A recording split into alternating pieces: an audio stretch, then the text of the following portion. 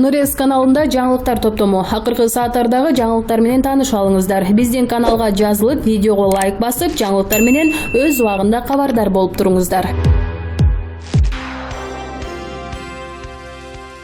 Кыргызстанда 400 миң бала балабакчаларга бара албайт. Бул тууралуу өкмөт башчы Мухаммедкалый Абылгазиев Кыргыз Республикасынын мамлекеттик органдарынын ишинин ачыктыгын арттыруудагы мамлекеттик органдардын коомдук кеңештеринин орду аталышындагы жыл сайын өткөрүлүүчү конференцияда билдирди.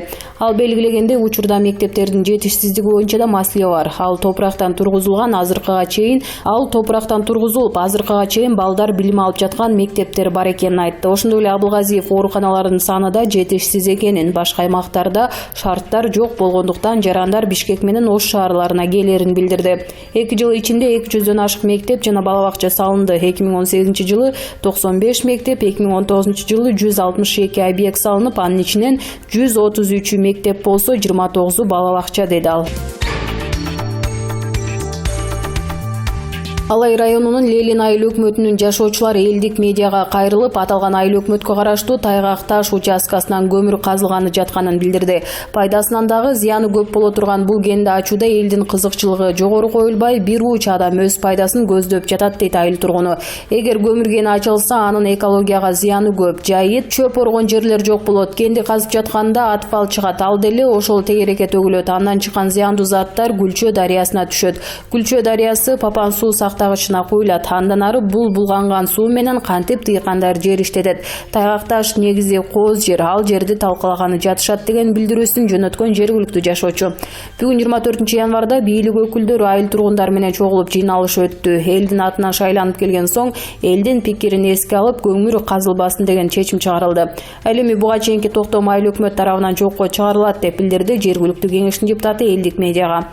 Белгилүү болгондой, Бикипин ЖЧКсы 2017 жылы лицензияга ээ болгон. Ал эми геологиялык чалгындоо максатында жер казынасын пайдалануу мөөнөтү 2020 жылдын 4 декабрына чейин берилген. Түркияда катуу жер титирөөдөн улам 19 киши каза болуп, 772 киши ар кандай жаракаттарды алды. Бул тууралуу чет элдик басылмалар жазды.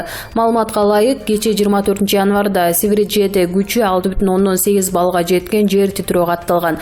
Ал эми буга чейин Түркиянын бийлиги Элязык жана Малатия аймагында катталган жер титирөөдөн 18 адам каза болуп, 553 киши жаракат алганын кабарлаган. Кырсык болгон жерде өлкөнүн өзгөчө кырдаалдар министрлигинин 493 куткаруучу тобу жапырт иштеп жатат. Жер титирөө катталган аймакка 1689 даана чатыр орнотулду деп айтылат маалыматта. 2020 жылдын 22 январында Россиянын Челябинск облусунун Троицк чек ара өткөрмө пунктуна жакын жерде жол кырсыгынан каза болгон Кыргыз Республикасынын 3 жаранынын сөөгү туугандар тарабынан тастыкталды. Маркумдардын Кыргыз Республикасынын жарандары экендиги, алардын инсандыгы үчөө тең Ош облусунда туулгандыгы, окуяга чейин Челябинск шаарында жашап жана иштеп келишкендиги аныкталды. Үстүбүздө жылдын 24 январында Троицк шаарындагы КАДА агенттиги аркылуу жүк 200 жөнөтүү боюнча иштер соңуна чыгып, Россиянын тиешелүү мамлекеттик кызматтар тарабынан коштомо документтер даярдалды.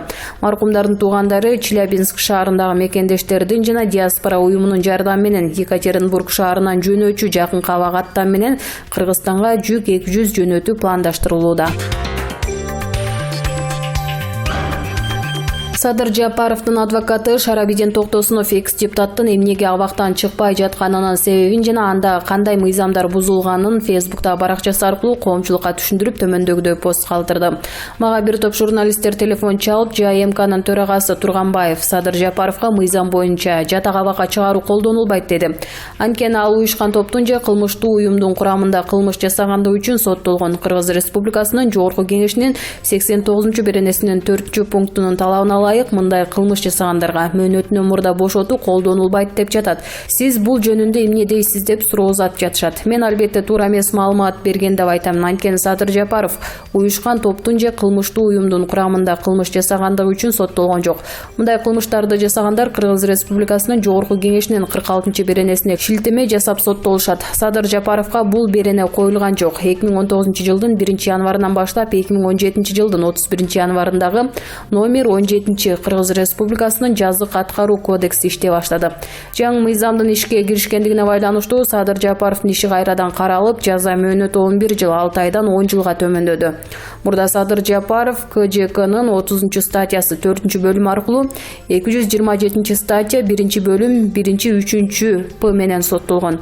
Ошондой эле мурда өзгөчө оор кылмышка соттолгон деп өнөкөт кылмыш катары Кыргыз Республикасынын КЖКнын 14 стадиясы да колдонулган. Ошондо өзгөчө оор кылмыштардын катарына кирсе, азыркы учурда 16 статиясы толугу менен алынып салынып, ЖКнын 43 беренесинин 2 пункту аркылуу 244 беренесинин 1 бөлүмүнүн 1-2 пункту менен 10 жылга соттолуп, оор кылмыштардын катарына кирип калды. 1999 жылдын 13 декабрындагы номер 142 Кыргыз Республикасынын жаза аткаруу кодексинин 50 беренесинин 2 бөлүмүнүн талабына ылайык оор кылмыш менен соттолгондор жазасынын 3/1 бөлүгүн өтөсө, өзүнүн жүрүм-турумун жакшы алып жүргөн болсо, жата абакка которулат деп көрсөтүлгөн. Ушул мыйзамдарды колдонууга киргизүү тууралуу мыйзамдын 9 беренесинин 6 пунктунда жаза аткаруу кодексинин 80 беренесинин колдонулуусу жаза аткаруу кодекси күчүнө киргенге чейин соттолгон адамдарга жайылтылбайт деп көрсөтүлгөн. 9 берененин 7 пунктунда жаза аткаруу кодексинин 50 стадиясынын 6 бөлүгүн кошпогондо, жаза аткаруу кодекси күчүнө киргенге чейин соттолгон адамдарга карата 1999 жылдын 13 декабрындагы Кыргыз Республикасынын жаза аткаруу кодексинин жоболору колдонулат. Көрсөтүлгөн адамдарга карата түзөтүү мекемесинин түрүн өзгөртүү жаза аткаруу тутумунун мамлекеттик органынын атайын комиссиясынын чечими менен жүргүзүлөт деп көрсөтүлгөн. Демек Садыр Жапаров 10 жылдын 3/1 бөлүгүн өткөндөн кийин, башкача айтканда 3 жыл 4 ай отурса, жатак абагына, ал эми жазасынын жарымын өтөгөн болсо, мөөнөтүнөн мурда шарттуу түрдө бошотулууга жатат. Садыр Жапаров 2017 жылдын 25 мартынан баштап камакта, 2017 жылдын 25 мартынан 2017 жылдын 15 октябрына чейинки отурганы 1 күн 2 күндөн эсептелет. Калганы 1 күнү 1 күнгө эсептелинет. Ошондо 2020 жылдын 5 февраль күнү 3 жыл 4 ай болот. 2014 жылдын 27 январындагы мунапыста колдонулуш керек эле, анда жазасынын 3/1 бөлүгү кыскармак. Башкача айтканда 3 жыл 4 ай кыскармак. Мындай учурда мунапыс 2019 жылдын 30 апрель күнү Садыр Жапаровдун ишин кайра карагандан кийин колдонулуш керек эле. Аламидин райондук соту карап, аны мөөнөтүнөн мурда шарттуу түрдө бошотуш керек болчу. Эгер мыйзам чегинде болсо, ошондо 2019 жылдын 1 июнуна чейин Садыр Жапаров бошотулуш керек эле. Эгер мыйзам иштегенде эч соттолбош керек эле. Анын күнөөсүн тергөө да, сот да далилдей алган жок. Ал толук акталыш керек эле. Мына ушинтип Садыр Жапаров айыпсыз абакта жатат. Абакта жаткан учурда атасынан, апасынан, баласынан ажырады. Ыйманы бар адамдар эч качан мындай кара өзгөлүккө барбайт. Бул Кудайга да, пендесине да жакпайт деп ойлойм деп жазган Токтосунов. Эске сала кетсек, Садыр Жапаровдун адвокаты Шарабидин Токтосунов президентке ырайым сурап кайрылганын, ал боюнча жооп боло электигин айтып келет.